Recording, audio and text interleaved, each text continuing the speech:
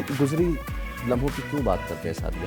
इल्जाम पाकिस्तान से लगाते थे, हालांकि खुद वो मुलव्वस थे उन सारी चीजों में। जब ओपनर्स स्लो खेलेंगे तो मिडिल ऑर्डर पे खुद ही प्रेशर आ जाता है। आपकी जो हीट वेव्स हैं प्रोलॉन्ग्ड होती जा रही हैं, ज़्यादा इंटेंस होती जा रही हैं। 60 किलोमीटर हमारा होता है तो पहले टीम मेंबर आगे होटल देखना शुरू कर देते।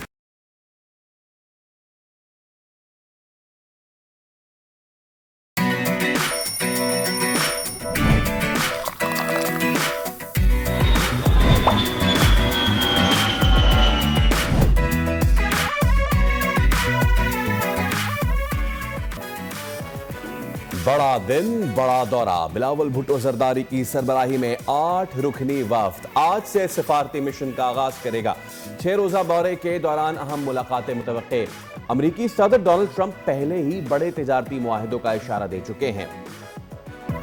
जीत का मजा तब आता है जब दुश्मन हार खुद मुंह से तस्लीम करे। भारतीय chief of defence staff general Anil Chauhan की जानिब से तैयारी गिरने का एतराफ गले पड़ गया।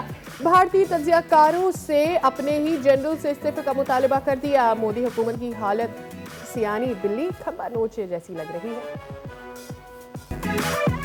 बंगाल टाइगर्स को T20 सीरीज में व्हाइट वॉश। मोहम्मद हारिस की यादगार और पाकिस्तान के लिए दूसरी तेज तरीन सेंचुरी। सीरीज में नौजवान खिलाड़ियों ने अपने टैलेंट का भरपूर लोहा मनवाया। नए कोच की क़यादत में पुराने दौर की वापसी की उम्मीद जाग गई है। IMF और बजट पर मुज़ाकरात, कौन कौन रिलीफ पाएगा प्रोग्राम में बताएंगे। और स्नूकर के मैदान में बाबर मसीह का बड़ा कारनामा। भारतीय आलमी चैंपियन पंकज अडवाणी को 4-1 से बड़ी शिकस्त दे दी।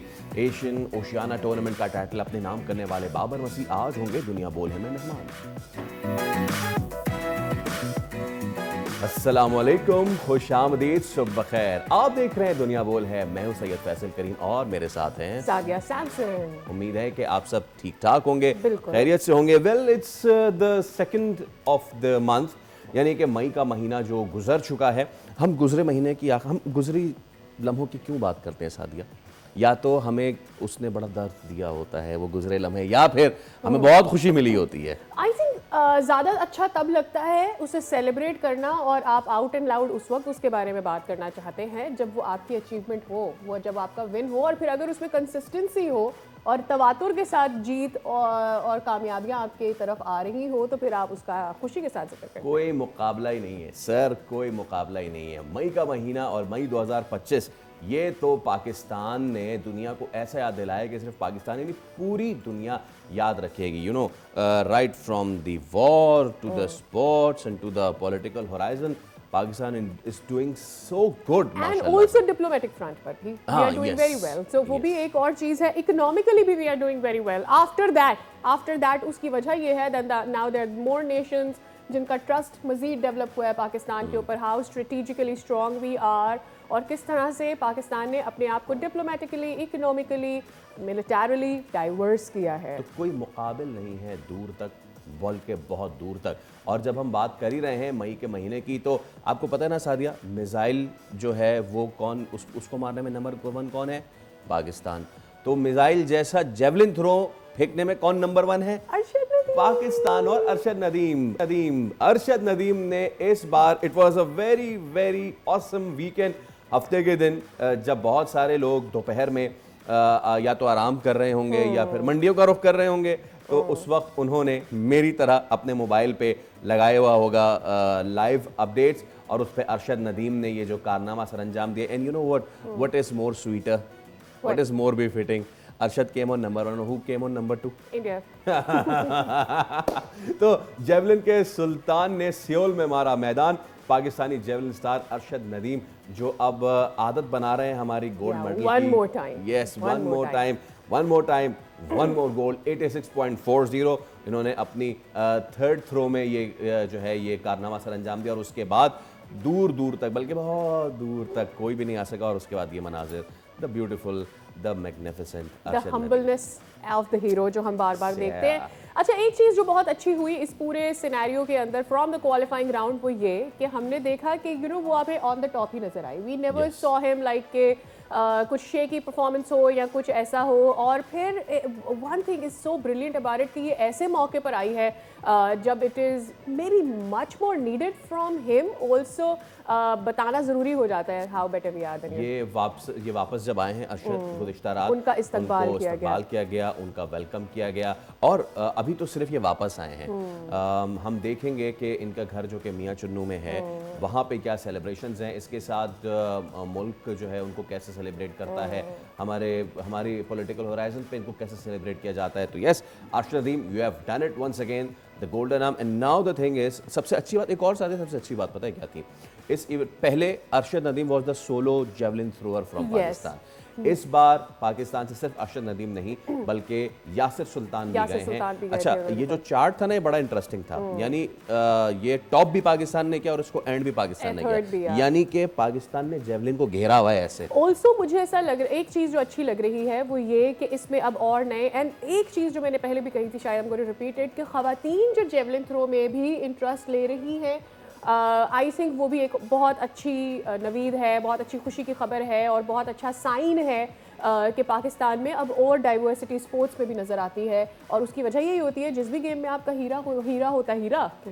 आपका हीरो होता है तो उसमें आपके और फॉलोअर्स बढ़ते चले जाते हैं। कौमों के पास ये विंडोज़ ऑफ अपॉर्चुनिटी आती है और अब ये कौम की जिम्मेदारी है कि वो इस विंडो ऑफ अपॉर्चुनिटी को कैसे आगे लेकर चलता है। और जब भी हम पाक भारत जंग की बात कर रहे हैं या फिर खेल की मैदान है, हमारे खिलाड़ी किसी से भी पीछे नहीं है। और ताइक्वांडो हो या फिर कोई और हो, किक बॉक्सिंग हो, जुजित्सु हो या फिर बॉडी बिल्डिंग। अब खबर ये भी है कि स्नूकर के मैदान में पाकिस्तान के बाबर मसीह ने भारतीय साबिक आलमी चैंपियन हैं पंकज अडवाणी, उनको भी हराया है। तो उनको भी हम आगे चल के ज़रूर शेयर करेंगे। लेकिन उससे पहले सादिया, मैं अगर आपसे ये कहूँ कि ज़रूरी ये नहीं है कि मैं पेपर में फ़ेल हो गया, ज़रूरी ये है कि मैं पेपर में फेल क्यों हुआ। अब उस क्यों पे आप, या फिर मैं आपसे ये कहूँ कि ज़रूरी नहीं कि मैं सड़क पे गिरा, ज़रूरी ये है कि मैं सड़क पे क्यों गिरा, ज़रूरी ये नहीं है कि मुझे चोट लगी, ज़रूरी ये है कि मुझे चोट क्यों लगी। हम बात कर रहे हैं जो CDS हैं भारतीय फ़ौज के, उन्होंने एक बहुत ही ऐसा बयान दिया है जो कि अब रहती दुनिया तक एक बार फिर हंसी और मजाक का सामान करेगा। भाई साहब फरमाते हैं ज़रूरी ये नहीं कि हमारे तैयारे गिरे हैं, ज़रूरी ये है कि क्यों गिरे हैं। आइए पता करते हैं क्यों गिरे हैं। हम तो आपको बता रहे हैं क्यों गिरे हैं। अरे अच्छा मैं बताती हूँ। वो हुआ ये, एक्चुअली वो ये बिल्ड करना चाह रहे थे, लेकिन जब पीछे सच्चाई ना हो तो फिर आपको हार होती है। आपको याद होगा पिछले एक हफ्ते से, बल्कि जब से ये मिस एडवेंचर उन्होंने किया, वो बिल्ड करने की कोशिश करें कि भाई राफेल तैयारे ही, मतलब आंगन ही टेढ़ा था, राफेल तैयारे ही खराब थे, हमें सही भेजे ही नहीं गए। मुझे राफेल तैयारा भी सही नहीं मिला। हाँ, तो वो भी हमें सही नहीं, हमारे साथ धोखा हो गया। तो वो जो बिल्ड करना चाह रहे थे ना, वो उन्होंने जो 2 दिन पहले उनका एक इंटरव्यू किया उन्होंने, फिर उसके बाद फ्लोट करना, उसके अंदर भी उन्होंने वो करने की कोशिश की।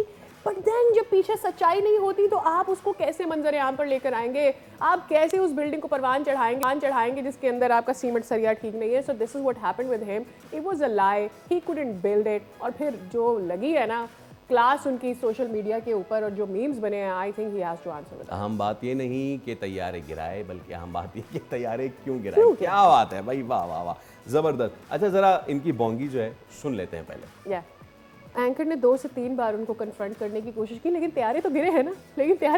हाँ, लेकिन सीख रहे हैं हम उससे। अरे ये पता है क्या, ये भी लर्निंग पे लगे हुए हैं। अच्छा, अब इसमें हो ये रहा है कि हम तो दुनिया को इनका चेहरा दिखा रहे हैं, लेकिन अब कांग्रेस जो है उसके चेयरमैन बराए मीडिया पवन खेरा ने ऑपरेशन सिंदूर और मोदी की नाकामी पर सवालात भी उठा दिए हैं। और जो ये कह रहे थे ना, जो शशि थरूर की सरबराही में वो जा रहे हैं और अपनी ब्रिटिश एक्सेंट में जाके पूरी दुनिया को बता रहे हैं कि भाई कहाँ है आपकी खारजा पॉलिसी। पाकिस्तान तो आलमी सतह पर कामयाबियां समेट रहा है। बिल्कुल। और फिर ये कि कुवैत ने पाकिस्तान पर वीज़ा पाबंदियां ख़त्म कर दी, कोलंबिया पाकिस्तान के साथ खड़ा है, जैसे वो ही सेइंग। तो वो ये कह रहे हैं कि बताएं कौन सा मुल्क आज भारत के साथ खड़ा हुआ है। भारत के लिए अफसोसनाक लम्हा है। रूस भी अब पाकिस्तान के मुआहदे की तरफ जा रहा है। फिर Bhutan, Nepal and so on, Sri Lanka, आपकी अपनी डिप्लोमेसी की वजह से इन मुल्कों को आपने दूर कर दिया। तो हम सुन लेते हैं, उन्होंने भी जो गुफ्तगू फरमाई वो भी सुन लेते हैं। इस मामले पर बात कर लेते हैं कि ये हो क्या रहा है आखिर इंडिया के साथ, क्यों इतना बौखलाया हुआ है। हमारे साथ जौहर सलीम साहब मौजूद हैं, आप प्रेसिडेंट हैं इंस्टीट्यूट ऑफ रीजनल स्टडीज़ के, साबिक सफ़ीर भी हैं। बहुत बहुत शुक्रिया, आपने वक्त निकाला हमारे प्रोग्राम के लिए।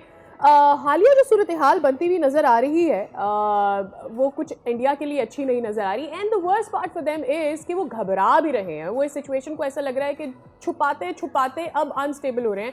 आपस में दरारें भी नज़र आ रही हैं, इस्तीफ़ों के मुतालबे भी आ रहे हैं, करीबी मुल्कों के साथ रवाबित भी ख़राब हो रहे हैं। जी बिल्कुल, ये हिंदुस्तान ने काफी अरसे से एक पॉलिसी अपनाई थी कि जिसमें वो जो है ना, जो मुनाफिक की पॉलिसी थी उसमें वो अपने जो है ऐप छुपाते थे और सारे कुछ पाकिस्तान पे डाल देते थे। एक वो जो है ना इल्जाम पाकिस्तान पे लगाते थे, हालांकि खुद वो मुलव्वस थे उन्हीं सारी चीजों में। लेकिन अब ये कि दुनिया की जो है ना आंखें इस वक्त खुल गई हैं। उसकी वजह यह है कि 22 अप्रैल के बाद जो सारे वाकयात हुए हैं उसमें उनका जो गैर जिम्मेदाराना रवैया था, तो बगैर किसी सबूत के एक इल्जाम लगाया और उसके बाद कहा जी हमने तो सिंध ताश माहदे को इन अबेंस में कर दिया है। अब वो पूरी दुनिया ने देखा कि सिंध ताश माहदा जो है ये अब इस तरह की जो इंडस वाटर ट्रीटी है ये पूरी दुनिया में इंटरनेशनल लॉ में एक बहुत इसको एक मुकदम किस्म की अहमियत हासिल है कि आप जो पानी है एक मुल्क का दूसरा मुल्क नहीं रोक सकता, दरियाओं का बहाव है। फिर उसके बाद बाकी जो उन्होंने देखा कि जब पाकिस्तान कह रहा है कि हम एक अनबायस्ड इन्वेस्टिगेशन ज्वाइन करने को तैयार हैं, उसमें आपकी मदद भी करने को तैयार हैं, अगर कोई आप ऐसा लिंक इस्टेब्लिश करें, उसको भी वो नहीं सुन रहे। कोई सबूत जब दिखाने को कहा गया तो कोई सबूत भी फराहम नहीं कर सके। अच्छा, और उसके बाद फिर बगैर जो है ना कोई मजीद जो है कोई भी ऐसी चीज किए जो एक जिम्मेदार रियासत का काम है दुनिया में, UN चार्टर के हिसाब से एक जारियत का इर्तिकाब कर दिया, पाकिस्तान पर हमला कर दिया। तो अब जाहिर है इस तरह की चीजें जो थी ये तो फिर जंगल का कानून हो गया। तो दुनिया ने इसको बिल्कुल जो है ना, और पूरी दुनिया कहती रही कि आप रिस्ट्रेंट एक्सरसाइज करें, अब इस मौके पर जिम्मेदारी का मुजाहरा करें। और पाकिस्तान को उन्होंने देखा कि पाकिस्तान ने दुनिया की बात सुनी, बहुत ही जिम्मेदारी का मुजाहरा पाकिस्तान कर रहा था, तो उसको पसंद किया गया। और उसके बाद से फिर जब वो एक्शन हुआ फिर उसका पाकिस्तान ने जिस तरह जबरदस्त तरीके से जवाब दिया वो भी दुनिया ने देखा। तो उसके बाद से फिर अब इन्होंने इनको ये जरूरत महसूस हुई कि एक डिप्लोमेटिक ऑफेंसिव लॉन्च करें जिसमें 60 के करीब 59 जो है इनके इस वक्त मेंबर्स का डेलीगेशन है जो पूरी दुनिया में 32-33 मुल्कों में घूम रहा है इस वक्त, लेकिन वहां भी कहीं पजीराई नहीं मिली है।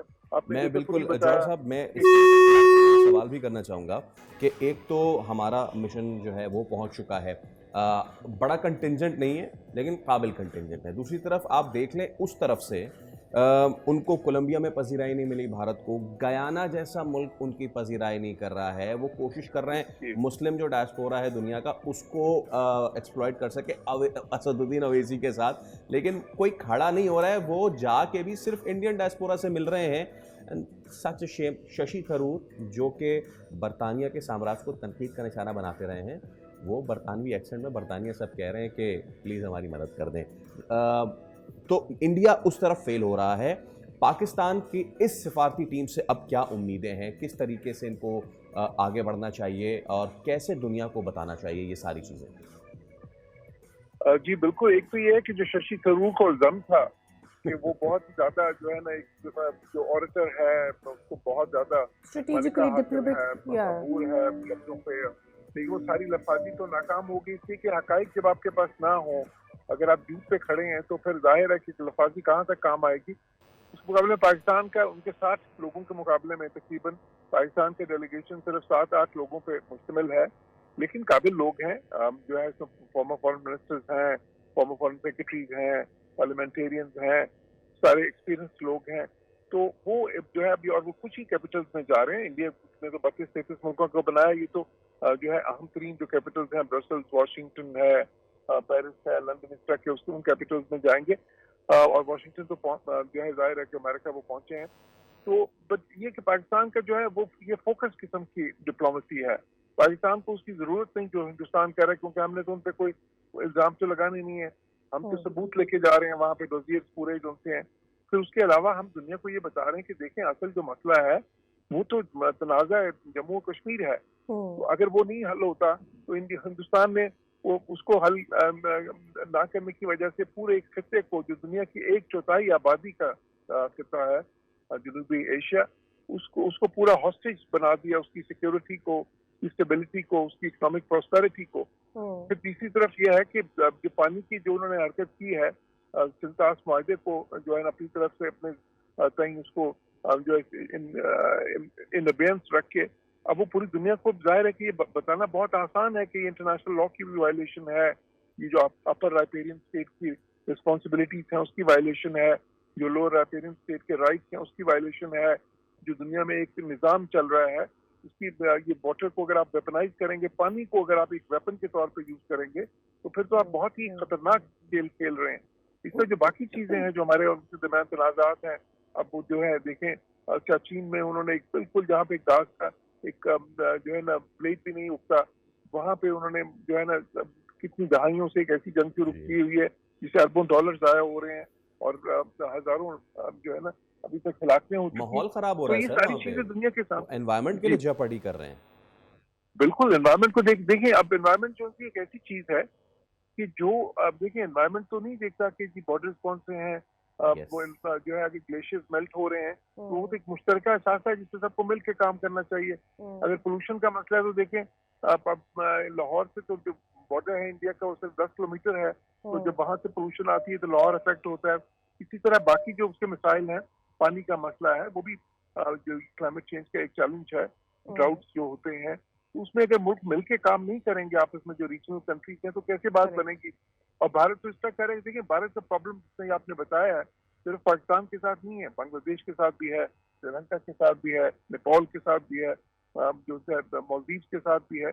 तो उनके तो किसी इस पूरे खत्ते में किसी भी मुल्क के साथ ताल्लुकात अच्छे नहीं है, और इसीलिए जिस तरह उनके खुद उनके अपने लीडरान कह रहे हैं कि हमें एक मुल्क में खत्ते के अंदर या खत्ते के बाहर भी जो उनके बहुत दोस्त है, अच्छा, अब रूस इसमें सही जो है से रशिया एक के और साथ चीज भी उनकी अच्छी जो है हुई कि दहाइयों पुरानी एक बहुत ही करीबी ताल्लुकात है, वो भी उनको उस तरह से जो सपोर्ट नहीं किया। Right. अमेरिका का तो आप देख लें, हालांकि अमेरिका को उनकी इतनी जरूरत है इंडो पैसिफिक स्ट्रेटेजी में चाइना को कंटेन करने के लिए, उसके बावजूद अमेरिका ने जो स्टांस किया वो हिंदुस्तान उसको देख रहा है कि वो तो न्यूट्रल है या ऑलमोस्ट तो पाकिस्तान है, और फिर उनको झूठ का सहारा लेना पड़ा कि जी अमेरिका ने तो बीच में कोई रोल ही अदा नहीं किया। ये तो जो है हालांकि वो साफ जाहिर है कि उसमें अमेरिका जो है प्रेसिडेंट ट्रम्प अच्छा, इसके बीच में जो एक और जो अच्छी चीज़ हुई कि जो इंटरनेशनल ग्लेसियर्स कॉन्फ्रेंस हुई उसमें वज़ीर आज़म ने भी इस ट्रीटी के बारे में, यानी इंडस ट्रीटी के बारे में एक दफ़ा फिर से उसका जिक्र किया और उसको लिंक किया कि हाउ ऑलरेडी ग्लोबल वार्मिंग हमारे ग्लेसियर्स को नुकसान पहुंचा रही है, और इस तरह से इंडिया का ये फैसला या इंडिया का ये इनिशिएटिव पाकिस्तान के लिए तो नुकसानदेह है, लेकिन खत्ते के लिए कितना नुकसानदेह, बिकॉज वहाँ पर इंटरनेशनल रिप्रेजेंटेशन थी। तो मेरे ख्याल में अब तक पाकिस्तान की जानिब से स्ट्रेटेजिकली एंड डिप्लोमेटिकली जहाँ जहाँ भी इस मामले को, इस मुद्दे को रेस किया गया उसे बहुत राइटली पुट किया गया। जी बिल्कुल, देखें क्योंकि ये जो उन्होंने हरकत की है उससे साफ जाहिर हो गया, ये अपने सही उन्होंने तो बड़ा अपना कार्ड खेला, लेकिन ये वो एक ऐसी चीज है कि जिससे उनकी दुनिया में उनकी जो रही सही क्रेडिबिलिटी थी, जो है कि वो कहते थे कि हम दुनिया का सबसे बड़ा मुल्क है, आबादी के लिहाज से सबसे बड़ी जमहूरियत है दुनिया की, 5वीं बड़ी इक्तिसादी ताल्लुक है, ताकत है। लेकिन अगर आप इस तरह से एक इररिस्पॉन्सिबल, एक गैर जिम्मेदार रियासत के तौर पे आप जो है ना बिहेव करेंगे, इस किस्म के रैश, इश्तियाल अंगेज और खतरनाक किस्म के आप एक्शंस लेंगे कि जिसमें आप इंटरनेशनल लॉ सारी वायलेट कर दें, आप जो देखें दुनिया का निज़ाम जो है वो कुछ कसूरों पे चल रहा है, और उसमें एक अहम असूल ये है कि जो दरियाओं का बहाव जहाँ भी है, और दरिया किसी एक मुल्क की मिरास तो नहीं होते, वो तो मुख्तलिफ मुल्कों में जो है ना, देखें ये दरिया कहाँ से, और फिर आप देखेंगे ये दरिया कहाँ से आ रहे हैं सारे, कोई हिंदुस्तान से तो ओरिजिनेट नहीं कर रहे, ये दरिया तो ये इंडस वाटर से ओरिजिनेट कर रहे हैं, उनके अपने कई दरिया हैं, जिसमें ब्रह्मपुत्रा जो है वो चाइना से आता है, कोई और दरिया उनके बांग्लादेश से आते हैं। तो जब वो इस तरह करेंगे तो वो दूसरे मुल्कों को क्या क्या वहाँ पे इंस्पिरेशन दे रहे हैं। तो इसलिए बेसिकली इस चीज ने फिर ये जो उन्होंने जारियत का इर्तिकाब किया कि बस इल्जाम लगाया और उसके बाद हमला कर दिया, तो दुनिया में जो है, बिकॉज देखें अगेन दुनिया की जो है ना मुल्कों की सोवरेनिटी और टेरिटोरियल इंटीग्रिटी वो ऐसी हैं, समझ लें आप बेसिक ईंटें हैं जिसपे पूरी दुनिया का आलमी निज़ाम जो है वो कायम है, उस पे जो है इंटरस्टेट रिलेशंस का। अगर आप उसी को वायलेट कर दें, आप एक इल्जाम लगा के मुल्क पे हमला कर दें, तो फिर इससे दुनिया का निज़ाम तो नहीं चलेगा, फिर तो ये जंगल का कानून हो जाएगा। तो इसीलिए जो है इस वक्त उनका जो डिप्लोमेटिक स्टॉक है दुनिया में, जिसको आप कह सकते हैं ना, वो बहुत ही नीचे आ गया, और उनको एहसास हो रहा है हिंदुस्तान के अंदर ये सारी आवाजें उठ रही हैं। लेकिन मसला ये है कि मोदी जो है, ये बीजेपी जो है, ये एक बहुत ही जाहिर है कि बिल्कुल ठीक कह रहे हैं अल्ट्रानेशनल आप, पार्टी है। Completely agree with your point. बहुत शुक्रिया जौहर सलीम साहब, आपने वक्त निकाला हमारे प्रोग्राम के लिए और इस हिस्से में बहुत सारी चीज़ें सीखी भी है, बहुत सारी इन्फॉर्मेशन आई एम श्योर हमारे व्यूअर्स तक भी पहुँची। अच्छा, मज़े की बात पता है क्या है सादिया कि अमन का जवाब जो है हम मोहब्बत से देना जानते हैं। अगर आप भी प्यार से रहेंगे तो हम भी प्यार से रहेंगे। और एक नाम है जिससे सो कॉल्ड जो भारतीय नेशनलिस्ट उनको बहुत चढ़ा, शाहिद अफरीदी।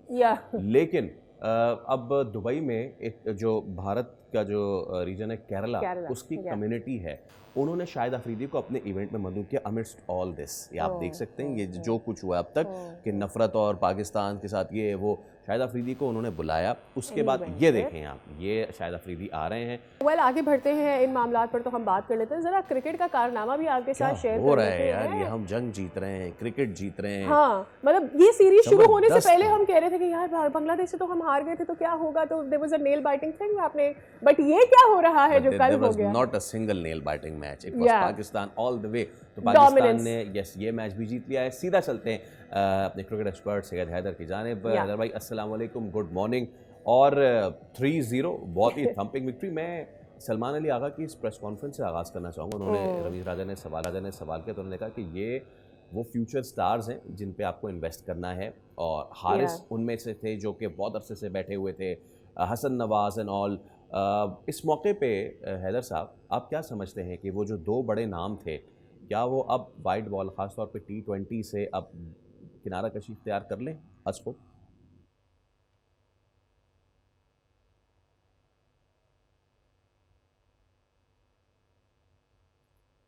अच्छा, प्रॉबेबली हैदर साहब आपका म्यूट है आपकी साइड से ना, so we are unable to hear you. आप अगर अपने आप को अनम्यूट कर लेते हैं, probably we will be able to hear you. Meanwhile बहुत ही कम डॉट बॉल्स खेली के लिए हारिस ने, हारिस की इनिंग्स 107 रन की इनिंग्स में अगर आप सिर्फ 4 इन 44 बॉल्स, सो कमेंडेबल, आउटस्टैंडिंग। और इससे फिर एक चीज़ और भी होती है ना, सोचे सादिया, हमने कितने मैचेस हारे होंगे यार। उस स्लो टुक की वजह से।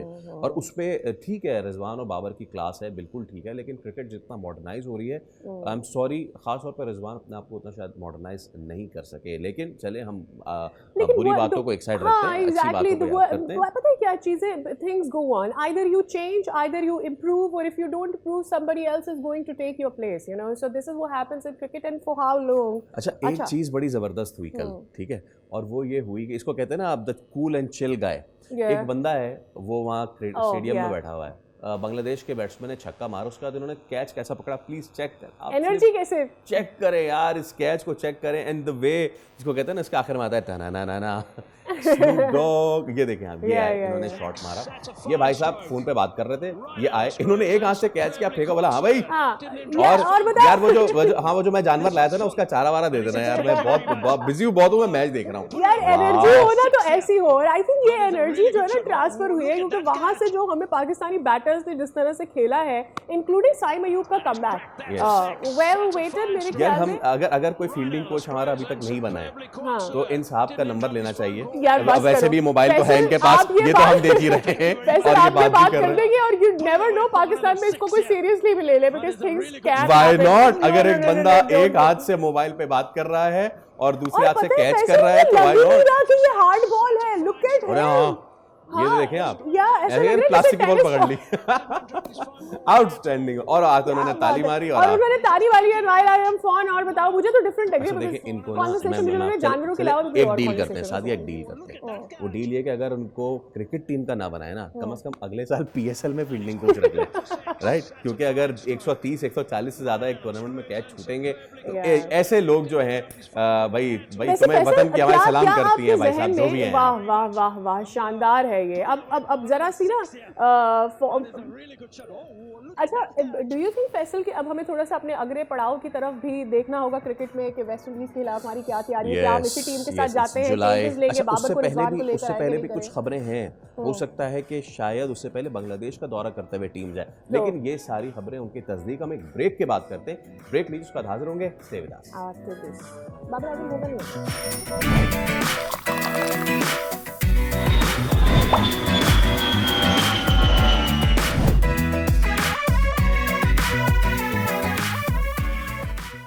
Welcome back again and without wasting much time हमसे सैयद हैदर साहब कनेक्ट हो चुके हैं, हमारे क्रिकेट एक्सपर्ट, तो डायरेक्टली उनकी तरफ जाते हैं। वंस अगेन अस्सलाम वालेकुम and a very good morning, और मेरे ख्याल में victorious morning is well.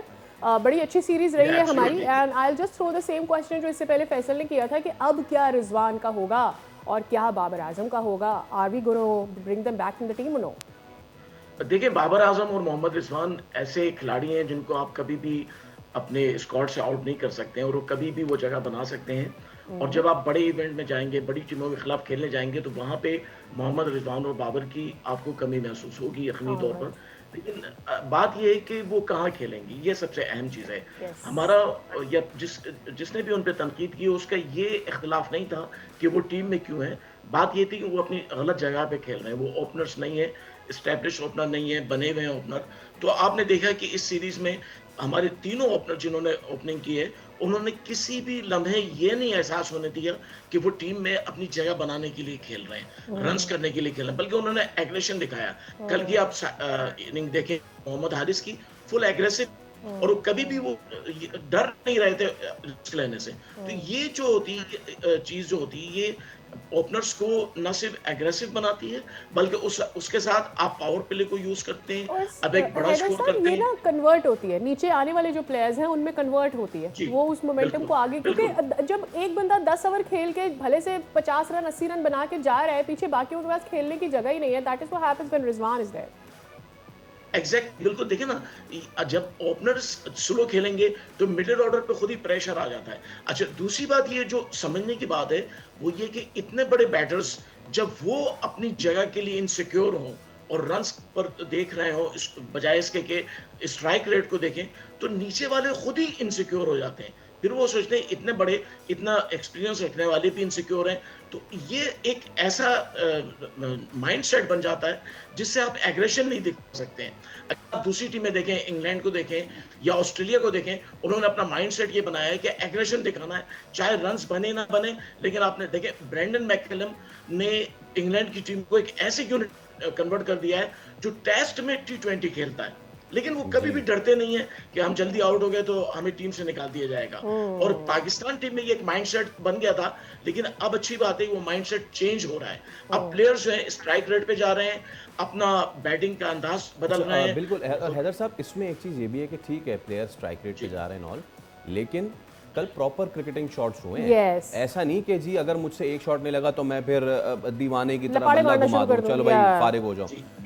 Made me Simon that एक मेथड था हारिस की इनिंग्स में, एंड आई एम हैप्पी कि हारिस अपना विकेट बहुत जल्दी थ्रो कर रहे थे। कल उन्होंने बिल्डअप किया, लेके गए, शॉर्ट बॉलों पे रॉक बैक करके छक्का मारा, जो उनका फेवरेट जोन है, पीछे गिरी हुई गेंद को उन्होंने पीछे पुल कर दिया, and then there were some technically very good shots as well. तो एक methodology, aggression is always with methodology. नहीं, देखिए बिल्कुल सही बात है, आप बिल्कुल अपने सही पॉइंट उठाया है। और मेरे ख्याल से ऐसा लगता है कि हारिस ने काफी होमवर्क किया है। उन्होंने अपनी इनिंग जो इनिंग्स थी उनको चेक किया है, और उसके बाद उन्होंने अपना फुटवर्क भी चेंज किया है थोड़ा सा, उन्होंने अपनी रीच भी बढ़ाई है। देखिए, दो चीजें एग्रेशन में सबसे अहम चीज होती है आपकी रीच, यानी आप बॉल पर कितना करीब जाके उसको हिट करते हैं। अगर आप सिर्फ स्विंग करते हैं बैट को तो आपका पता नहीं चलता है कि शॉट कहाँ जाके गिरेगा। लेकिन हारिस ने अपनी रीच भी बढ़ाई।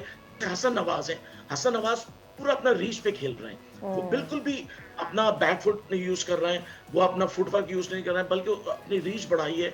यानी आप एज ए बैटर जब अपनी हुदूद से बाहर निकलते हैं, अपनी हद से बाहर निकल के जाके बॉल को हिट करते हैं, तो आपको फायदा मिलता है। और ये चीज जो है ये बाबर आजम और रिजवान में नहीं थी। अच्छा, रिजवान में एक प्रॉब्लम ये भी थी कि वो हर बॉल को मिड विकेट पे खेलना चाहते थे, जबकि हारिस में और इन दोनों में ये आप बहुत सारे शॉट्स देखेंगे जो उन्होंने बॉलर बैक खेले हैं, ये बिल्कुल स्ट्रेट खेले हैं। ये बड़ी अहम चीज होती है कि आप जब बॉलर बैक ड्राइव करते हैं तो आपके पास चांसेस ज्यादा होते हैं कि गेंद किसी फील्डर के रीच में नहीं आएगी। तो ये दो तीन टेक्निकल चीजें थी जो आ जाएंगी। राइट, बहुत शुक्रिया सैयद हैदर साहब, आपने वक्त निकाला हमारे प्रोग्राम के लिए। And I am sure before break I think इन्हीं प्लेयर्स को आगे लेकर जाना चाहिए फॉर द इंटरनेशनल, ताकि और इनकी कैपेसिटी का पता एक आधा अगर इसमें से ऊपर नीचे कर दें, जिनमें से बॉलिंग में थोड़ी स्ट्रेंथ करते हैं, और खुशदिल या फिर खुशदिल की जगह Irfan Khan Niazi, I want with the batting order I think they should ऊपर नीचे थोड़ा बहुत चले। हम आपस में टीम बना लेते हैं ब्रेक में, तब तक आप एक ब्रीदर लीजिए। We have got our coffee.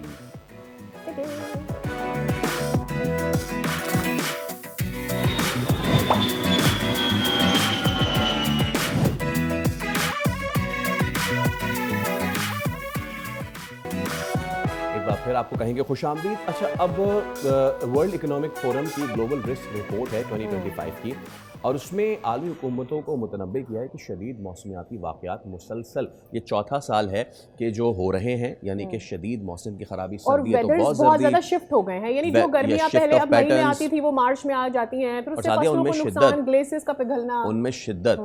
Pakistan इनमें नंबर 1 पर है। आप सोच लें कि पाकिस्तान इस वक्त जो पूरी दुनिया के सामने अपना केस पुटअप कर रहा है कि भाई हम इतना पोल्यूशन नहीं फैलाते जितना बराबर वाले मुल्कों से हमें ख़तरा हो रहा है, जो कार्बन एमिशन है, ख़ासतौर पे भारत और दीगर जो बड़े ममालिक हैं। सो अब इसमें पाकिस्तान जो कि ऑलरेडी पिछले 10 सालों से तो सादिया बहुत ही ज़्यादा इफेक्ट हो रहा है, और पिछले 4-5 सालों से तो बेइंतहा इफेक्ट हो रहा है। इसके दो एंगल है। एक तो मेरे ख्याल में हमें किस तरह से इसको अपने इक़दामात को किस तरह से लेना चाहिए, और मज़ीद ये भी कि दुनिया भर को इसके लिए क्या करना चाहिए। एब्सोल्युटली। तो इसी पे हम बात करते हैं। हमारे साथ मौजूद हैं क्लाइमेट एक्टिविस्ट मरियम शब्बीर, उनसे बात करते हैं। मरियम, अस्सलाम वालेकुम, वेलकम टू द शो। बहुत शुक्रिया आपके वक्त के लिए।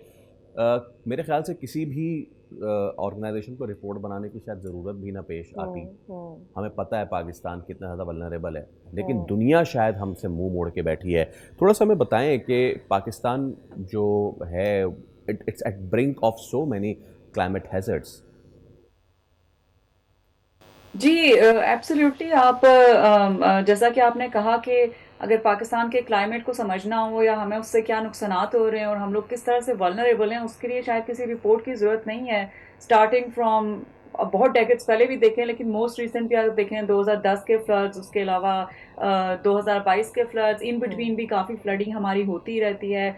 आपकी जो हीट वेव्स हैं प्रोलॉन्ग्ड होती जा रही हैं, ज़्यादा इंटेंस होती जा रही हैं, और ज़्यादा दिनों के लिए आपकी जो स्प्रिंग सीज़न है वो ना होने के बराबर अब है। यालाबारी जैसे जो फिनोमिनास हो रहे हैं, सख्त किस्म के अर्बन फ्लडिंग होती है।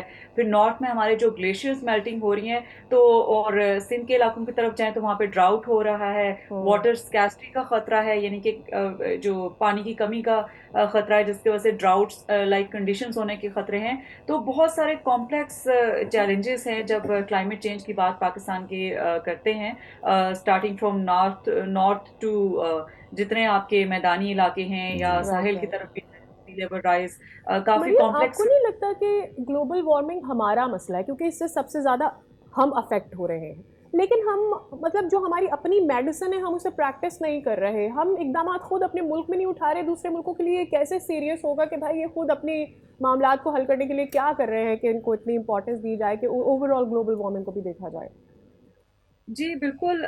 ग्लोबल वार्मिंग की जब बात आती है तो पाकिस्तान जो है वो ऑफ कोर्स ग्लोबल उसमें पोर्शन देखे तो कम है, लेकिन क्लाइमेट चेंज पूरी दुनिया का ही मसला है, पर्टिकुलरली पाकिस्तान का। इसलिए भी कह सकते हैं कि पाकिस्तान जो है वो एक इकोनॉमी हमारी बहुत अच्छे से नहीं ऑफ कोर्स काम कर रही है, और क्लाइमेट चेंज इसमें बहुत इंपॉर्टेंट फैक्टर है जिसकी वजह से इकोनॉमी हमारी सफ़र करती है। हमारे जो पॉलिसी साज इदारे हैं वो इस चीज़ को समझते नहीं है, उनका इस चीज़ पे फोकस नहीं होता कि भाई क्लाइमेट चेंज ही फैक्टर है जिसकी वजह से फ्लडिंग की वजह से आप इम्पैक्ट होता है, आपका हेल्थ केयर सेक्टर इम्पैक्ट होता है, क्लाइमेट चेंज की वजह से आपकी फूड सिक्योरिटी इम्पैक्ट होती है। सारे आपके रहना डिपार्टमेंट इससे रिलेटेड हैं। जहाँ पे बात है कि रिस्पॉन्सेज हमारे इदारे किस तरह से दे रहे हैं, ये बहुत ही ज़बरदस्त सवाल है। और ये जो वर्स्ट सिचुएशन बनाती है पाकिस्तान में कोई भी क्लाइमेट चेंज का आप फिनोमेना ले लें, उसमें आपकी पॉलिसी साजी ठीक नहीं है। इसके अलावा आपकी जो गवर्नेंस के इश्यूज हैं, आप देखें कि जो इंस्टीट्यूट्स हैं उनकी अप्रोचेस जो है वो रिएक्टिव किस्म की हैं कि एक इवेंट फिनोमेना जैसे सैलाब आ गया उसके बाद करेंगे।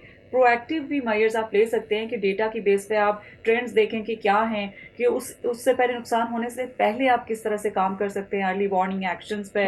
इसके अलावा फोरकास्ट और डेटा आपका है किस तरह से आप कम्युनिटीज़ को बचा सकते हैं। जैसे कि रिसेंटली आपकी नज़र से गुजरा होगा कि स्विट्जरलैंड में एक गांव जो है वो हुई, वो सारा वो अर्ली वार्निंग का सिस्टम इतना ज़बरदस्त था कि वो पूरा गांव ने पहले से खाली करा लिया। एवलांच को डिटेक्ट करना इतना आसान काम नहीं है, it's not this easy, you know. ऐसा नहीं है कि बारिशें हुई हैं तो लैंडस्लाइडिंग होगी, लैंडस्लाइडिंग से खतरा होगा। लेकिन चलिए, thank you so much Maryam, it was a pleasure hosting you. Situation ये है कि पाकिस्तान पूरी दुनिया में सबसे ज़्यादा हाई रिस्क कंट्री है when it comes to weather and all.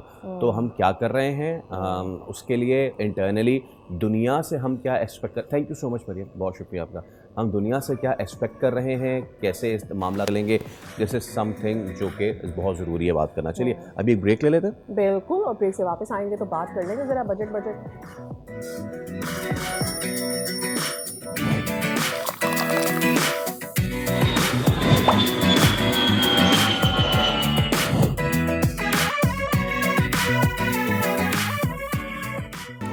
Welcome back again. तो मेरे ख्याल में अब चंद ही दिन बाकी रह गए हैं। Faisal, I think we should talk a little more about Eid. How much are you excited? और फिर मुझे बताओ, हैव यू बॉट योर जानवर?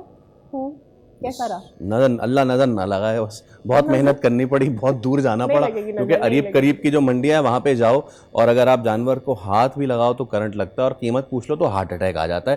हालात तो इस वक्त नहीं। खैर, ये क्यों हो रहा है इस पर तो हम कभी आगे चल के बात करेंगे कि इतनी खुदनुमाई और ये 80 लाख 50 लाख 90 लाख का जानवर अब ये गरीब की पहुंच से कुर्बानी को क्यों हम दूर करते जा रहे हैं। There is an economical aspect to that. लेकिन उससे पहले हमेशा की तरह एक बार फिर ईद कुर्बा के नताइज जो हैं वो उनका सिलसिला आने का सिलसिला जारी है।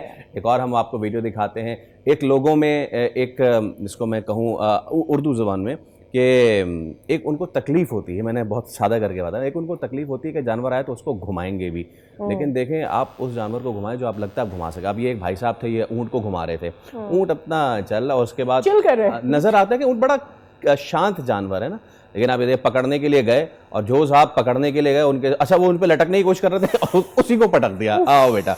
और उसके बाद जिस तरीके से इसने जो अपना अगला पैर मारा है इसको, सोचें अगर हम इसको दोबारा, हाँ अब देखें, दोबारा देखें, अब ये भाग रहा है। ये क्यों भागा होगा, इसके पीछे भी बहुत वजूहत होंगी, बच्चों का शोर मचाना है नॉल।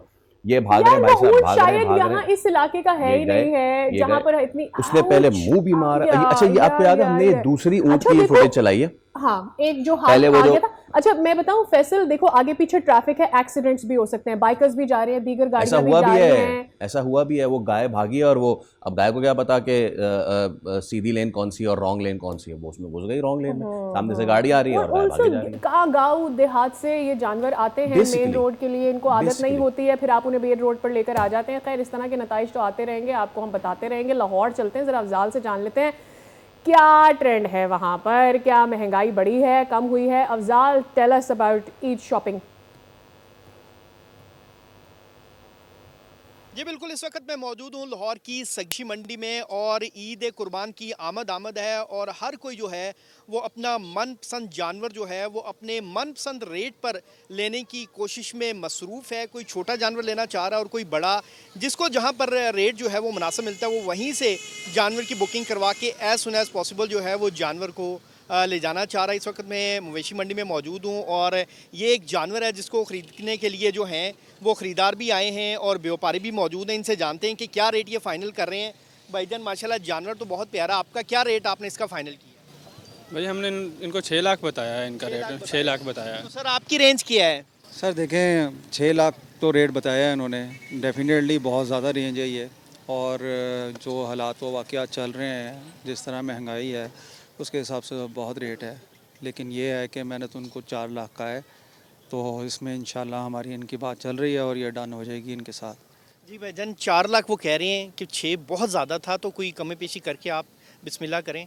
जी भाई कमी पेशी हम बिल्कुल करेंगे, जानवर के ऊपर खर्चा भी बहुत आता है, महंगाई बहुत है, इसका 3-4 हज़ार डेली का खर्चा है, एक दिन का दूध पिलाते हैं इनको, हमारी भैंसें हैं। अब आप इसको 4 में फाइनल कर रहे हैं? नहीं 4 में फाइनल तो नहीं कर रहे हैं, लेकिन हम डिस्काउंट कर देंगे, इनको कम दे देंगे इंशाल्लाह। मिनिमम कितना डिस्काउंट कर देंगे? इनको हम 5.5 का जानवर दे देंगे। 5.5 का? जी जी सर बताएं, वो कह रहे हैं 5.5 पे लॉक है। नहीं 5.5 का तो बहुत ज़्यादा है। ठीक है, अभी हमारी इनके साथ चल रही है बात और ये इंशाल्लाह हमारी कोशिश है कि जो बात हुई है उसी के ऊपर हमारा फाइनल हो जाए इनके साथ। जी बिल्कुल, ये है वो जानवर जिसकी कीमत जो है वो इन्होंने 6 लाख इन्होंने बोली लगाई और अब ख़रीदार जो हैं वो 4 लाख कह रहे हैं, जबकि व्यापारी जो हैं वो कह रहे हैं 5.5 लाख में हम ये जानवर बेचेंगे। भाव तो जारी है। देखते हैं इनका सौदा। चलिए अफजाल, हमें ज़रूर बताइएगा बाद में कि सौदा हुआ या, लेकिन अब हो क्या रहा है, वैसे मंडी इतनी महंगी है और अब एक नई चीज़ देखिए, पेट्रोल में हुआ इजाफा। अब आप सोच रहे होंगे कि मंडी की बात करते करते पेट्रोल, गाय पेट्रोल पीती है? नहीं, गाय तो पेट्रोल नहीं पीती है, सूंघती ऊँगती है, यह हमें नहीं पता, लेकिन जिस गाड़ी में वो पेट्रोल डलता है उसमें बैठ के वो आती है। लेकिन बहुत सारी तो आ चुकी हैं, तो पुराने पेट्रोल पे आई है ना तमाम तर मंडियों में गाड़ियाँ मवेशी की, तो अब उसमें क्यों इजाफा कर रहे हैं आप? तो चलते हैं रावलपिंडी, मलिक सईद अवान से इस अनोखी मंतक के बारे में जानने की कोशिश करते हैं। जी मलिक सईद अवान, बताइए, पेट्रोल की कीमत में इजाफे से गाय की कीमत में भी इजाफा हो गया, ये क्या हो रहा है?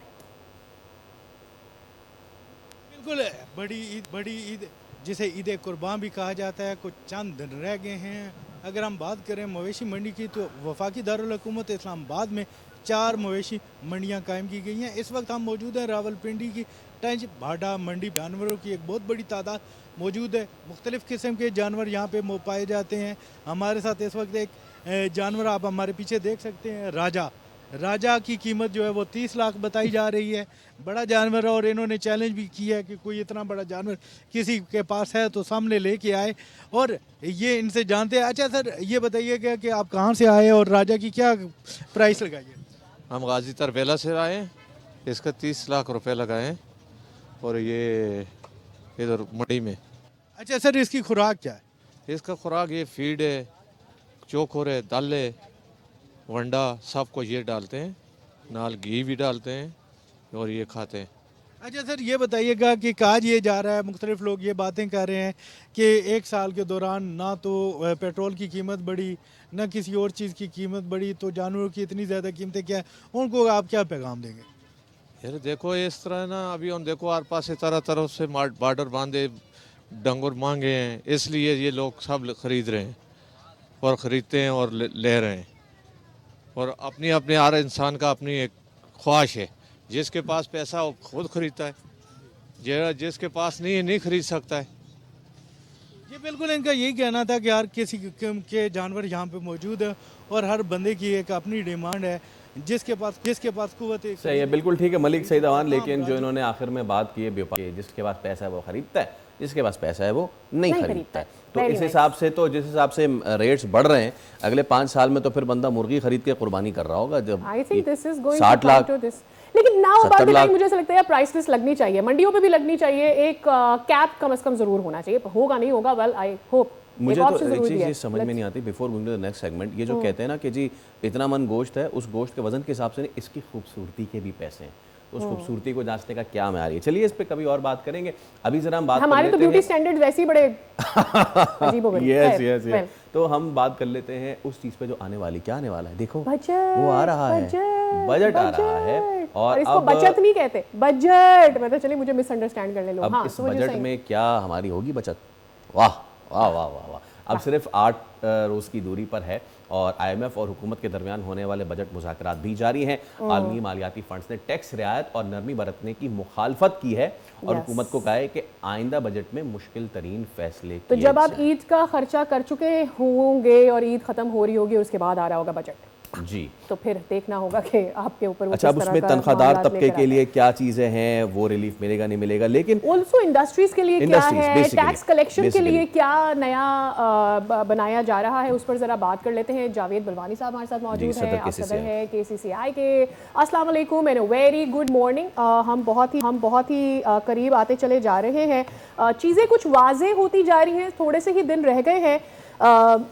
मुझे ज़रा सी फिक्र है विद होल्डिंग टैक्स के बारे में, टैक्स नेट को मज़ीद ट्रांसपेरेंसी उसके अंदर लाने में क्या इकदाम उठाए जाएंगे, these both things, and also industries को किस तरह से टेम किया जाएगा फॉर टैक्स और उनको मज़ीद उनके लिए क्या हैपनिंग होगा, अच्छा होगा, इनकरेजिंग होगा। जी वालेकुम अस्सलाम। देखिए, लास्ट ईयर जब बजट अनाउंस हो रहा था और बजट की तैयारियां हो रही थी, उस वक्त प्राइम मिनिस्टर और फाइनेंस मिनिस्टर जो है इंडस्ट्रीज और बिजनेस कम्युनिटी के लोगों से ये कह रहे थे कि आप 1 साल बर्दाश्त कर लें, IMF के इशूज़ हैं और IMF की कंडीशन सारी जो है वो हमें माननी है, तो नेक्स्ट ईयर इंशाल्लाह आपको रिलीफ मिलेगा। बट इस दफ़ा भी बजट के हम उसमें स्टैंडिंग कमेटीज में गए और गवर्नमेंट मिनिस्ट्री ऑफ कॉमर्स में मीटिंग की, फाइनेंस मिनिस्ट्री में की, तो इस बार भी वही अल्फाज, वही जुमले दोहराए जा रहे हैं जो लास्ट ईयर बात कर रहे हैं। तो हमने उनसे कहा कि भाई लास्ट ईयर तो आपने ये बात कही थी और आज भी वही बात कर रहे हैं, तो आपकी बात में तो कोई फर्क नहीं है। तो अब देखिए, मैं आपको एक चीज़ बताऊं कि जब किसी भी शख्स की या किसी भी बिजनेसमैन की या किसी भी इंडस्ट्रीज ओनर की इनकम कम हो जाती है तो सबसे पहले वो घर के खर्चे कम करता है। अच्छा, घर के खर्चे अगर वो साल में एक दफ़ा बाहर घूमने फैमिली के साथ जाता है तो वो उसको छोड़ देता है, बोलता है अब 2 साल में जाएंगे, इस साल नहीं जाएंगे। हमारे यहाँ अगर फेडरल कैबिनेट को आप देखें और गवर्नमेंट को देखें, उन्होंने अपने खर्चे कम किए कि ज़्यादा किए? कैबिनेट कम की कि ज़्यादा की? एडवाइज़र कम किए कि ज़्यादा किए? ये एक सवालिया निशान है। देखिए, जब आप अपने घर से खर्चा कम करना शुरू कर दे तो फिर आपकी इनकम बढ़ती है। इनकम बढ़ाने के प्रोग्राम बनाते हो कि इनकम कैसे बढ़ानी है। तो गवर्नमेंट ने इनकम बढ़ाने के क्या प्रोग्राम किए? या टैक्स नेट, जो कि IMF भी यही कहता है कि आप अपनी एक्सपोर्ट बढ़ाओ, आप अपना टैक्स नेट का बेस उसको बढ़ाओ। तो टैक्स नेट में कितने लोग ज़्यादा हो गए, कितने लोग आ गए, कितने सेक्टर्स आ गए, ये भी एक बड़ा सवालिया निशान है। एक्सपोर्ट बढ़ाने के लिए आपने क्या किया? अच्छा, अब मैं आपको 2-4 बातें कर दूं कि एक्सपोर्ट तो कोई ऐसा तो नहीं बढ़ती कि मैंने दुआ कर ली और एक्सपोर्ट बढ़ गई। सही। एक्सपोर्ट बढ़ाने के लिए आपके जो रीजनल कॉम्पिटिटिव कंट्रीज हैं, उनसे आपका कॉस्ट ऑफ डूइंग बिजनेस कम होना चाहिए जी। या उनके बराबर होना चाहिए। उनसे ज्यादा एफिशिएंसी होनी चाहिए, उनसे कम एफिशिएंसी। बिल्कुल सही बात है, बिल्कुल सही। क्वालिटी उनसे अच्छी बनानी चाहिए, तो आप एक्सपोर्ट बढ़ा सकते हो। आप अगर देखें, एनर्जी के रेट आपके रीजनल कॉम्पिटिटिव कंट्रीज से सबसे ज्यादा है, बल्कि आप जिन कंट्रीज में एक्सपोर्ट करते हैं उनसे भी ज्यादा है। नंबर 2, आपके इंटरेस्ट रेट आपके रीजनल कॉम्पिटिटिव कंट्रीज से ज्यादा है, आप जिन मुल्कों में एक्सपोर्ट करते हो उनसे भी ज्यादा है। नंबर 3, आपके मुल्क के अंदर लोड शेडिंग, गैस नहीं है, पानी नहीं है, बिजली नहीं है। आपके रीजनल कॉम्पिटिटिव, मुझे ये बताइएगा कि इस हुकूमत ने IMF के प्रोग्राम में आने के बाद जो इन अ ईयर और सो 2 इयर्स जो इकदामात उठाए हैं, आप उसको किस तरह से देख रहे हैं? देखिए, इकदामात उठाए, मैं यही सवाल कर रहा था कि गवर्नमेंट बताए ना कि हमने लास्ट ईयर से टैक्स नेट में इतने, हमने लास्ट ईयर से टैक्स नेट में इतने सेक्टर बढ़ा दिए, हमने लास्ट ईयर से इस साल हमने ये काम में चेंजिंग लिया है, आज हम रीजनल कॉम्पिटिटिव कंट्रीज के बराबर हो गए। हमारी पोर्ट की एफिशिएंसी लास्ट ईयर से बेहतर हो गई, हमारा इंफ्रास्ट्रक्चर लास्ट ईयर से बेहतरीन हो गया, हमारे यहाँ लोड शेडिंग बिल्कुल जीरो हो गई, हमारे यहाँ पानी हर फैक्ट्री को मिल रहा है। जावेद साहब, बिल्कुल। अच्छा जावेद साहब, आपने जो जिन 3 चीज़ों की तरफ इशारा किया, cost of doing business, energy cost, उसमें ईज ऑफ डूइंग बिजनेस भी मिला लीजिए, हम कहाँ तक पहुँचे हैं इसमें, ये मैं आपसे जानना चाह रहा हूँ। जब हम बात करते हैं हमारे रीजनल कॉम्पिटिटिव कंट्रीज से सबसे बहुत ज़्यादा फर्क है। बल्कि एक और चीज़ मैं आपको कहूँ कि हमारा टैक्स जो है परसेंटेज, वो भी है हमारे रीजनल कॉम्पिटिटिव कंट्रीज से ज़्यादा है, और जिन कंट्रियों में हम एक्सपोर्ट करते हैं उनसे भी ज़्यादा है। और पाकिस्तान एक वाहिद मुल्क है जहाँ आप नुकसान भी करो तो इनकम टैक्स लगता है। अच्छा, तो फिर दुनिया में ये कहीं नहीं लगता। इसका वे आउट क्या है? चलिए एक चीज़ को पकड़ते हैं, एनर्जी प्राइसेस को ना, वो हम आम कंज्यूमर के लिए भी ज़्यादा हैं, आप लोगों के लिए भी ज़्यादा हैं। अब मुझे बताएं कि इसका हल क्या? आप लोगों की मीटिंग हुई, बातचीत हुई, क्या करें? सोलर पे चले जाएं या फिर किस तरीके से ऐसी सस्ती बिजली बनाएं जो हमारी इंडस्ट्रीज़ को दवाम बख्शे? इंडस्ट्रीज़ को दवाम बख्शेंगे तो फिर एक्सपोर्ट आएंगी ना। बिल्कुल सही कह रहे हैं आप। देखें, ये गवर्नमेंट ने अपने तौर पे काम किया कि हम एनर्जी के रेट कम कर दें, मगर इन्होंने जो एग्रीमेंट किए हुए थे, और जिन लोगों ने एग्रीमेंट किए, जिस दाम में एग्रीमेंट किए, तो उन लोगों को कोई सजा नहीं हुई, उन लोगों को कुछ नहीं पूछा गया। नेक्स्ट फ्यूचर में भी ये काम होते रहेंगे क्योंकि उनको और दिलेर हो गए, उनको मालूम है इस मुल्क में कोई नहीं पूछता। उनको पकड़ा गया जिन लोगों ने इन्वेस्टमेंट की, उसमें फॉरेन कंपनीज जो एनर्जी में आई थी उनको नहीं पकड़ा गया, और जो लोकल थे उनसे कहा गया कि आप रेट कम करो। उन्होंने रेट कम कर दिए। अल्हम्दुलिल्लाह वो पाकिस्तानी थे, उनको चाहे डरा के कराया, चाहे उनको बिठा के टेबल टॉक से कराया, किसी भी तरीके से उन्होंने कर दिया, मगर उनके पार्टनर्स अगर कोई फॉरेनर्स थे तो उनसे नहीं कराए गए। और फिर सबसे बड़े सोने पे सुहागा कि आप हर रोज की 1.5 अरब रुपए की गैस जमीन में आपकी जो निकलती है उसको बंद कर दिया, और आप RLNG खरीद रहे हैं। ये आम आवाम को नहीं मालूम, ये हम इंडस्ट्री वालों को पता है। आप RLNG खरीद रहे इसलिए कि आपके कमिटमेंट्स हैं, और आपकी हर रोज की 1.5 अरब रुपए की गैस 400 MMCF जो गैस है वो हम जमीन से नहीं निकालते। अब आप मुझे बताएं कि अब हम सिर्फ बातें ही करें, जैसे कि हम बातें करते हैं कि $100 अरब का पाकिस्तान में इन्वेस्टमेंट आ रहा है, वो कहाँ आया है, किधर आया है, हमें तो नजर नहीं आ रहा। अगर आया है तो हमें दिखाएं ना साहब ये आ गया है।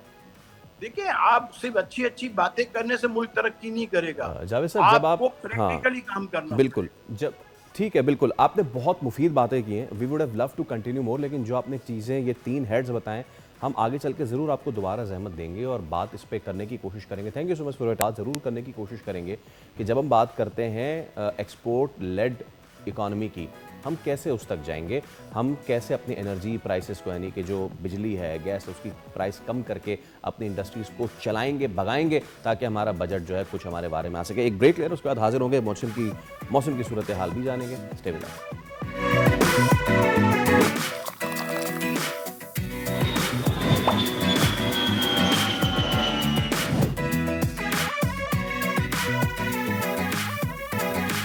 वेलकम। ब्रेक पे जाने से पहले हमने कहा था कि मौसम के हवाले से बात करेंगे, तो मौसम की ही बात कर लेते हैं। एक बार फिर कराची के दिन का आगाज़ हुआ है गर्मी के साथ। और अच्छा, पता है क्या साथियों, एक चीज़ आई मिस्ड, और वो हमें शायद मंडी वाले सेगमेंट में बात करनी चाहिए, लेकिन चले अब उसको बता ही देते हैं। संडे था कल, यानी कि ईद से पहले का आखिरी संडे था। नहीं था रश, मैं फिर रिपीट कर रहा हूँ, नहीं था रश। क्यों? बहुत गर्मी है। तो अब ईद में मौसम कैसा रहेगा, ईद में कैसा मौसम रहेगा, उस पर भी हम ज़रा बात कर लेते हैं। अच्छा, एक और चीज़ है, कराची के अलावा पंजाब में भी बहुत ज़्यादा गर्मी, जैसे मुल्तान है, फैसलाबाद है, वहाँ भी बहुत ज़्यादा गर्मी हो रही है। और अभी अपने प्रोग्राम में थोड़ी देर पहले ही हम ग्लोबल वार्मिंग और उसके असरात और गर्मी का प्रोलॉन्ग होना, गर्मी का जल्दी आ जाना, ये सारा कुछ जिक्र कर रहे थे। तो मेरे ख्याल में वो अब कराची में तो कल जो यू आर टॉकिंग अबाउट कि दिन में बहुत गर्मी थी, दैट इज वाई। फिर उससे क्या होता है, लोग ठंडे मौसम निकलने शाम में फिर निकलते हैं, सारे जब निकलते हैं ट्रैफिक जाम हो जाता है, बहुत सारे लोग नहीं पहुंच पाते हैं। हाँ, बहुत ज़्यादा लोग नहीं पहुंच पाते। मैं रेफर कर रहा हूँ उन सालों में कि जब लोग सुबह से निकलते थे, पूरा दिन घूम रहे हैं मंडी में और एक तो चीज़ें, दूसरी चीज़ें, आपने सोशल मीडिया पे एक तस्वीर सर्कुलेट होती हुई देखी होगी कराची की, एक गूगल इमेज सैटेलाइट, और उसमें दीगर शहरों की भी गूगल इमेज होती है, और उसमें दिखाते हैं कितना सब्जा नहीं है। जब कराची की बात करते हैं तो ऊपर से कराची बिल्कुल सफा चट नजर आता है, बाल गंजा नजर आता है, कराची गंदा लगता है, बदनुमा लगता है। ओके, अंजुम नजीर साहब हमारे साथ मौजूद हैं। अंजुम साहब, तो ईद पे भी शदीद गर्मी होने जा रही है? नहीं जी, अगर आप ईद पे बारिश के उसकी बात करते हैं मौसम की, तो मौसम प्रीवियस डेज की निस्बत कदरे बेहतर होगा। एक्सपेक्टेड जो हमारा मैक्सिमम टेम्परेचर होगा वो 35-36 की रेंज में रहेगा। इस दौरान जो है वो सुबह शाम के औकात में कुछ समंदरी बादल भी फिजाओं में नजर आएंगे, लेकिन नमी का तनासब ज्यादा होने की वजह से जो महसूस की जाने वाली गर्मी है वो 2 से 4 डिग्री ज्यादा हो सकती है। इस दौरान समंदरी हवाएं बहाल रहेंगी। सही, तो लेकिन बारिश नहीं होगी, दैट इज देयर, राइट?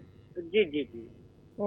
एक टाइम था जब हम देख रहे थे कि ईद के 3rd डे 2nd डे बारिश हो ही जाती है ईद कुर्बा पे, लेकिन वो अब ट्रेंड नहीं है। अब ये शिमाल से शुरू करते हैं, शिमाल में क्या मामलात रहेंगे वहाँ पे बताइए। देखें जी, इस्लामाबाद और लाहौर, फैसलाबाद वगैरह में कल बारिश के अच्छे इम्कानात मौजूद हैं। तो उसके बाद कल के बाद परसों भी जो है लाहौर और फैसलाबाद के गर्द नवाह में कुछ हल्की फुल्की बारिश हो सकती है। इस दौरान अगर हम बात करें कि KPK में, तो वहाँ पर भी चांसेस बनेंगे।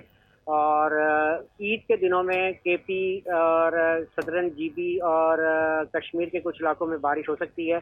अदरवाइज पाकिस्तान के मैक्सिमम इलाकों में ईद के दिनों में जो है मौसम खुश्क रहेगा और गर्मी की शिद्दत भी इतनी ज़्यादा नहीं होती। राइट, ये बताइएगा कि कराची या सिंध की रीजन में अगर हम बात करें ओवरऑल, क्या एक्सपेक्टेशंस है? बारिशों का आगाज़ कब से शुरू होगा? पहले कोई कहा जा रहा था कि जून में may be, is it true?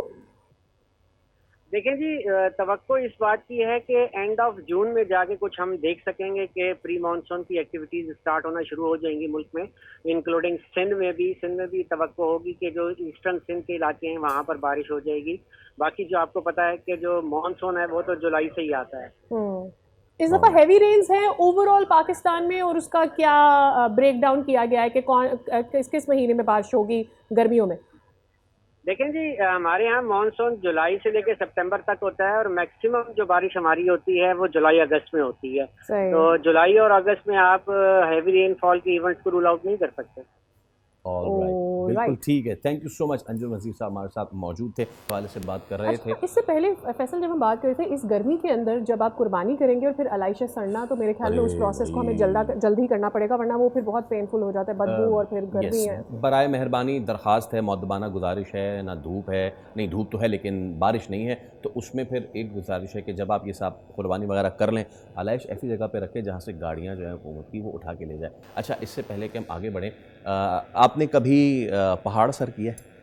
नहीं, छोटे छोटे पहाड़ जरूर, लेकिन अगर मैं tiny hills I did hike, लेकिन not like a mountain, I guess not like mount Everest, nothing like that. लेकिन अच्छा, जब हम ये बात करते हैं कि माउंट एवरेस्ट सर करें तो कितना होता है ना यार, कितना चलना पड़ेगा, लेकिन एक साहब हैं, उन्होंने ये काम किया कि माउंट एवरेस्ट तो नहीं, लेकिन उसकी ऊंचाई तक अपने आप को पहुंचा दिया। ये देखें आप, ये इन्होंने जो है ना वो इकबाल का शायद चीनी ज़बान में शेर ट्रांसलेट कर लिया था, मोहब्बत मुझे इन जवानों से, सितारों पे डालते कमंद, सितारों पे कमंद डालने चले, तो उसके बाद इनका असर ये हुआ। तो कहानी ये है लेडीज एंड जेंटलमैन कि एक पैराग्लाइडर हैं और इनका नाम मिस्टर पिंग है। पिंग जो है वो शुमाली चीन के शंघाई और गांजू सूबों के दरमियान एक पहाड़ी सिलसिला है। उस पहाड़ी सिलसिले के करीब इन्होंने छलांग लगाई, और जब छलांग लगाई और जब पैराग्लाइड इन्होंने कर रहे थे तो उसके बाद इनका मैल फंक्शन हो गया, जो गियर होता है ना पूरा, ये आप दोनों हाथ जो इन्होंने फ़ज़ा में ऐसे किए हुए, दोनों हाथों को टेक्निकल ज़बान में रडर्स कहते हैं, यानी कि जैसे गाड़ी में ब्रेक और वो होता है एक्सेलेटर, इसी तरह आप राइट को खींचते तो आप राइट पे जाते हैं, लेफ्ट को खींचते लेफ्ट पे जाते हैं, दोनों को खींच ले तो ब्रेक होता है, दोनों को खींच ले, that's a break and then you come down. But इन्होंने जो अपनी कहानी बताई है, अच्छा, पूरे टाइम जब ये आ रहे थे तो इनके कैमरा अटैच था और वो पूरा वीडियो रिकॉर्ड हो रहा था, उसके बाद वो वीडियो सोशल मीडिया पे डली और फिर उस पर अच्छा, चाइना में भी इसके ऊपर बड़ा इसको सेलिब्रेट किया गया पहले, फिर बाद में हुकूमत की जानिब से इसके ऊपर एक्शन लिया गया। ये -40 में 4 घंटे 6 महीने के लिए बैन कर दिया गया। 4 साल से पैराग्लाइडिंग कर रहे हैं, जुर्माना कर दिया। एग्जैक्टली 4 साल से ये पैराग्लाइडिंग कर रहे हैं और ये इनका वर्स्ट एक्सपीरियंस था। अच्छा, एक तो इनकी जो फ्लाइट थी वो अनऑथराइज थी।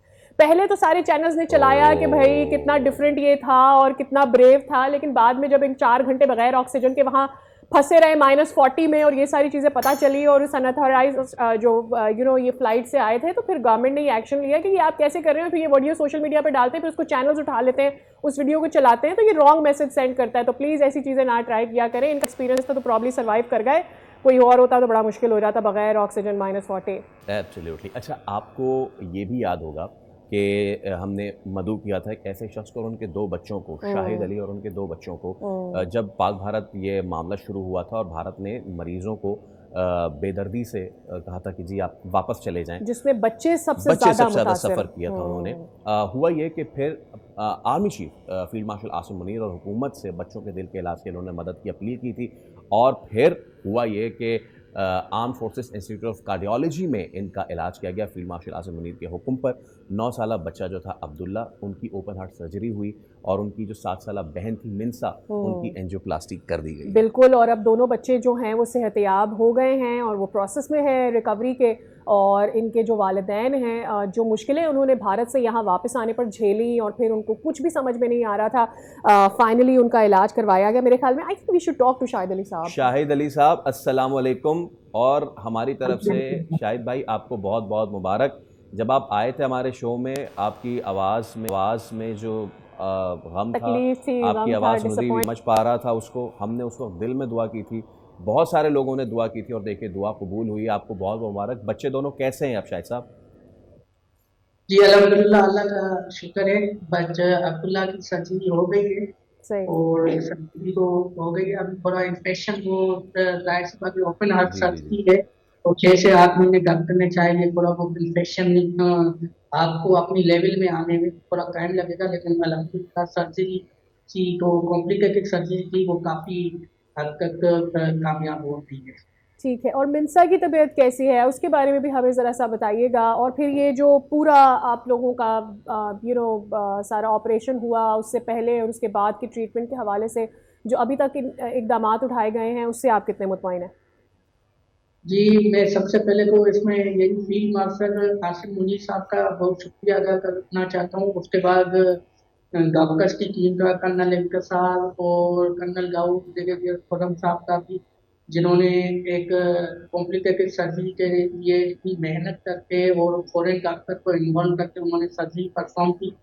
और मेरे साथ ही जो सर्जरी फिलहाल एंजियोप्लास्टी हुई है, कुछ कॉम्प्लिकेशन की वजह से डॉक्टर ने सजेस्ट किया कि पहले इसकी एंजियोप्लास्टी कर ली जाए, उसके बाद 3 मंथ के बाद उसकी सर्जरी की जाए।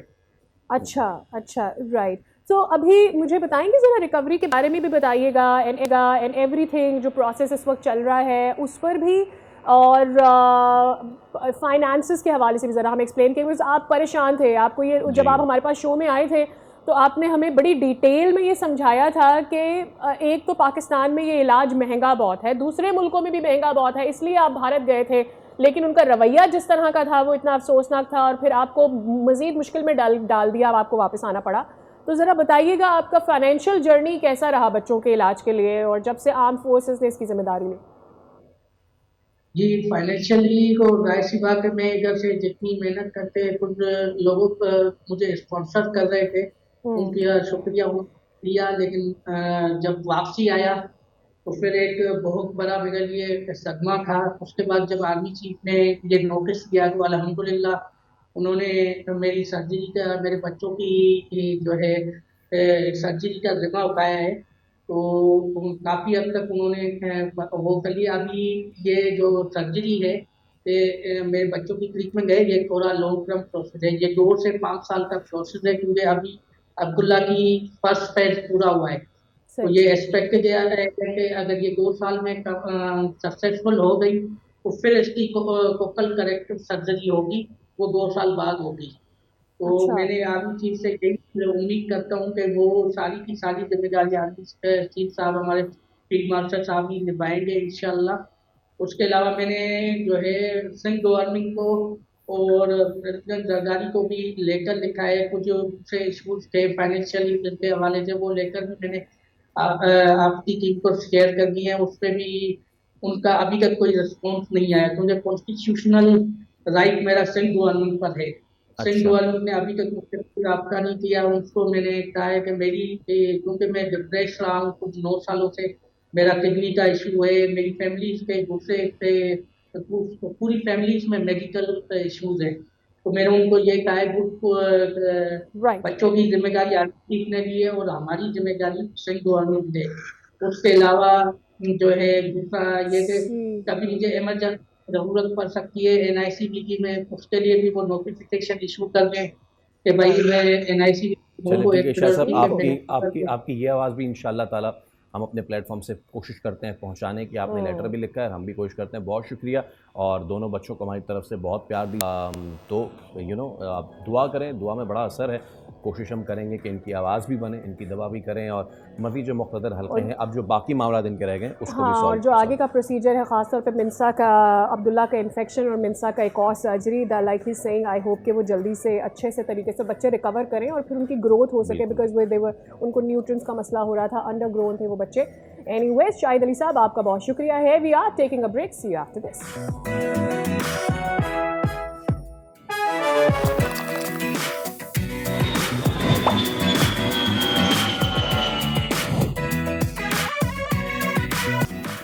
फिर आपको कहेंगे खुश आमदीद। अच्छा, हम हमेशा ये सुनते हैं ना कि चाहे कोई काबा जाए, करबला जाए, ये सफ़र इश्क होते हैं। एक तो ये कि नसीब वालों को बुलाते हैं और फिर किस तरीके से इस तरफ जाया जाता है। शादाब बलोच साहब ने हमारी जो है ना वो पास्ट की जो हम सुनते थे कि पहले लोग ऊँटों पर जाया करते थे, उससे पहले पैदल जाया करते थे, उन चीज़ों को उजागर किया है।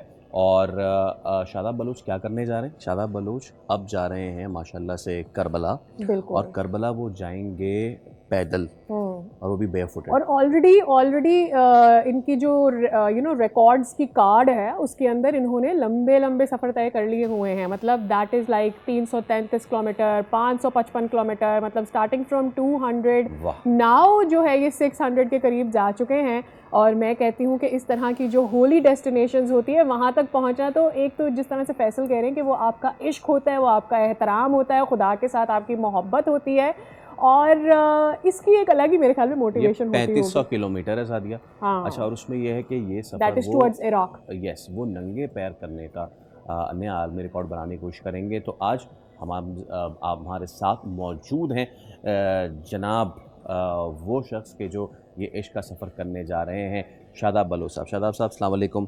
सबसे पहले तो एडवांस मैं आपको दिली मुबारकबाद देना चाहूँगा कि जिस जगह माशाल्लाह से खुदा ताला आपको बुला रहा है, नसीब वाले वहाँ जाते हैं, लेकिन आपने मुल्क के अंदर पैदल सफ़र किया, यहाँ पैदल सफ़र इतना लंबा, ये कैसे होता है?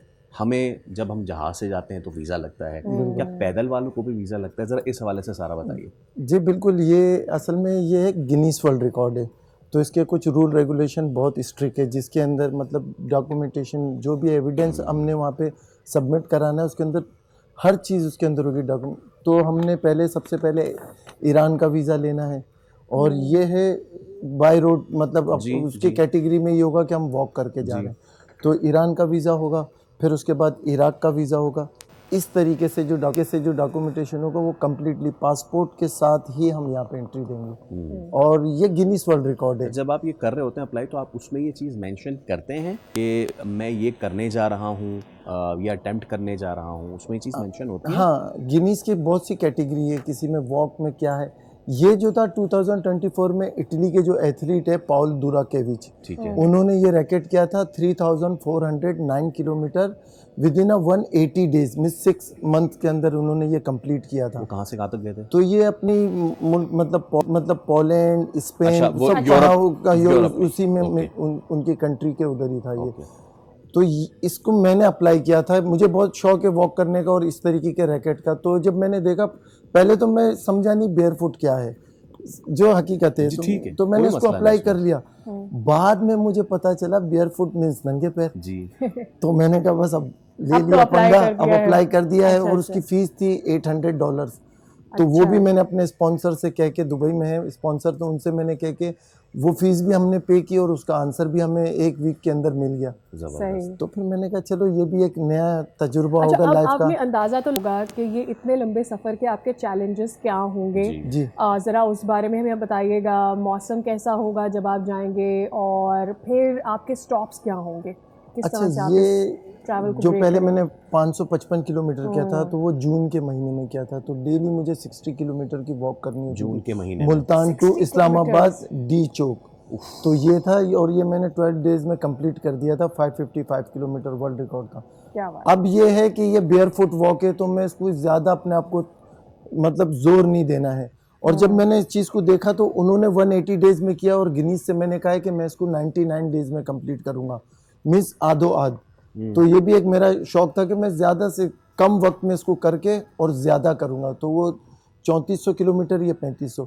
तो इसका यह है कि पर डे मैं इसको 35 किलोमीटर लूँगा। इसके बेयर फुट है तो ज़्यादा प्रेशर नहीं देना अपने ऊपर, और उसके बाद जो टाइम बचेगा पर डे आपने कितने किलोमीटर बताया? 35 किलोमीटर। ये कितने घंटे में बनेगा? ये तकरीबन, इसको मैं नॉर्मली लेके चलूँगा, ये तकरीबन 5 से 6 घंटे में इसको इंशाल्लाह सॉर्ट आउट कर लूँगा। 35 कर लेंगे? हाँ, आराम से कर लूँगा। क्योंकि एक नॉर्मल आदमी जैसे कि 6 किलोमीटर या 6 किलोमीटर की रफ्तार से बंदा क्या ही चले, 5 किलोमीटर की रफ्तार से चले तो वो 10 मिनट में 1 किलोमीटर कर पाता है, वो भी नॉर्मल आदमी। मतलब जो लोग आजकल 10,000 स्टेप्स या 8 किलोमीटर की बात करते हैं, तो उसमें भी उनको 1.5 से पौने 2 घंटे बहुत आराम से, बहुत आराम से। और गर्मी में और स्लो हो जाता है। अब जैसे सादिया ने कहा वेदर का, मैं उसको थोड़ा और माइन्यूट कर देता हूँ।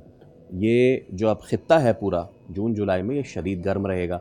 आप ईरान के थ्रू जाएंगे, ठीक है, मैंने बलूचिस्तान से होते हुए ईरान के थ्रू, वो ऑलरेडी इतना गर्म होगा। एक्चुअली हमने जो इसको रखा है वो मिड ऑफ सितंबर, अगर उसमें हो गया, वरना फिर फर्स्ट वीक ऑफ अक्टूबर को हम स्टार्ट लेंगे। अच्छा। ताकि हम जब बलूचिस्तान पार कर लेंगे, इंशाल्लाह 20 दिन लगेगा बलूचिस्तान क्रॉस करने में। देन उसके बाद जब हम ईरान में एंटर होंगे तो ये कि थोड़ा ईरान में बहुत अच्छा हो जाएगा। जैसे कि नवंबर करीब होगा तो हमें ठंडा मौसम मिलेगा। रातों को रुका कहाँ करेंगे, ये एक चीज़ है। क्या कैंप लेके चलते हैं, क्या करते हैं? ऐसा है कि जैसे हमने यहाँ पे हम चलते हैं, अभी जैसे हमारा यहाँ पे पाकिस्तान के अंदर बता रहे हैं, जैसे 50 किलोमीटर कंप्लीट होने होता है या 60 किलोमीटर हमारा होता है, तो पहले टीम मेंबर आगे होटल देखना शुरू कर देते हैं, या पीछे देख लेते हैं या फिर आगे। अब यहाँ पे हमने रुकना है तो यहाँ पे हमने चेकआउट किया, रोक दिया, अपना वीडियो फाइनल कर दिया। देन उसके बाद अगर होटल दूर है तो हम अपनी गाड़ी में बैठ के होटल चले जाते हैं। वहाँ पे फिर स्टे करते हैं, फिर सुबह मॉर्निंग में वापस इसी जगह पे पहुँच के यहाँ से स्टार्ट करते हैं। एंड आई एम श्योर आपके साथ एक Guinness book of world record की टीम के मेंबर कंप्लीट मेरे साथ ज्यूरी है, एक ज्यूरी मेंबर है, बाकी मीडिया की टीम है, बाकी अपनी टीम है, यहाँ से लेके इराक तक इंशाल्लाह मुकम्मल टीम है। और ज्यूरी मेंबर को भी पैदल चलाने का प्लान तो नहीं आपका? नहीं, वो अगर चलेंगे तो फिर वो एविडेंस जमा नहीं करेंगे, एब्जॉर्ब करने की कोशिश करेंगे। बहुत शुक्रिया Shadab, what a wonderful journey it is going to be, और हम उम्मीद करते हैं कि ये जर्नी आपकी कामयाब हो। चलिए इसी के साथ आपसे लेते हैं इजाजत, आपसे मुलाकात होगी कल। रखिए अपना ख्याल, अल्लाह हाफिज़।